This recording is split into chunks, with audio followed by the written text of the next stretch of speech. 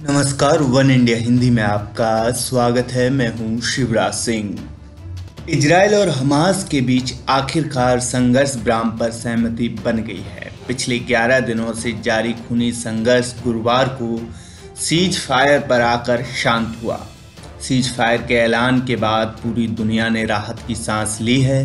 वहीं संघर्ष विराम के बाद गाजा पट्टी में शांति है और लोग जश्न मना रहे हैं। इजरायली मीडिया रिपोर्ट्स के मुताबिक प्रधानमंत्री बेंजामिन नेतन्याहू के सुरक्षा मंत्रिमंडल ने गाजा पट्टी में 11 दिनों के सैन्य अभियान को रोकने के लिए एकतरफा संघर्ष विराम को मंजूरी दे दी है। इजरायली कैबिनेट ने युद्ध विराम की पुष्टि की है, लेकिन इसके लागू होने का समय नहीं बताया गया है। मीडिया में आई खबरों में कहा गया है कि हमलों को रोकने के लिए अमेरिका की ओर से इजरायल पर दबाव था, जिसके बाद संघर्ष विराम का फैसला लिया गया है। हमास के एक अधिकारी ने भी इसकी पुष्टि की है। संघर्ष विराम के बाद दोनों ही पक्षों ने अपनी अपनी जीत का दावा किया है।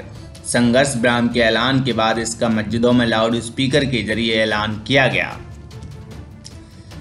बता दें कि इजरायल पर हमले रोकने के लिए लगातार दबाव बढ़ रहा था, यहां तक कि उसके सबसे घनिष्ठ सहयोगी अमेरिका ने भी हमास पर हमलों पर रोक लगाने की अपील की थी। अमेरिकी राष्ट्रपति जो बाइडेन ने संघर्ष विराम की घोषणा से एक दिन पहले बेंजामिन नेतन्याहू से बात की थी और उन्हें युद्ध बंद करने को कहा था। हालांकि शुरुआत में इजरायल ने अमेरिकी अपील को नकारते हुए लड़ाई को निर्णायक मोड़ तक ले जाने की बात कही थी, लेकिन अब वो इसके लिए तैयार हो गया। वहीं गुरुवार को संयुक्त राष्ट्र सुरक्षा परिषद में जब फिलिस्तीनी प्रतिनिधि ने बोलना शुरू किया तो संयुक्त राष्ट्र में इजरायली राजदूत गिलैड अर्दान वहां से बाहर निकल गए। इससे पहले अर्दान ने कहा था कि ये युद्ध इजरायल और फिलिस्तीन के बीच नहीं है, बल्कि इजरायल और आतंकी संगठन हमास के बीच है।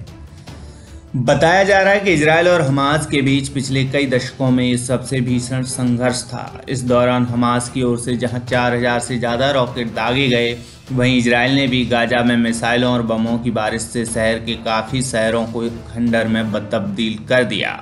इस भीषण संघर्ष के बाद जब संघर्ष विराम का ऐलान हुआ तो गाजा के लोगों की खुशी का ठिकाना नहीं रहा। लोग सड़कों पर उतर आए और खुशी मनाने लगे।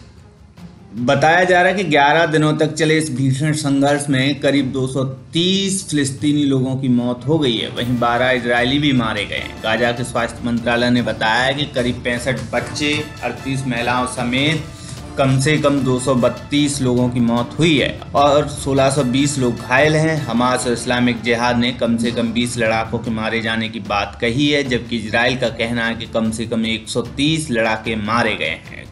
करीब 58,000 फिलिस्तीनी अपने घरों को छोड़कर जा चुके हैं। इजरायल में 5 साल के लड़के, 16 साल की लड़की और एक सैनिक समेत 12 लोगों की मौत हुई है। इस खबर में फिलहाल इतना ही। तमाम अपडेट के लिए बने रहिए वन इंडिया हिंदी के साथ।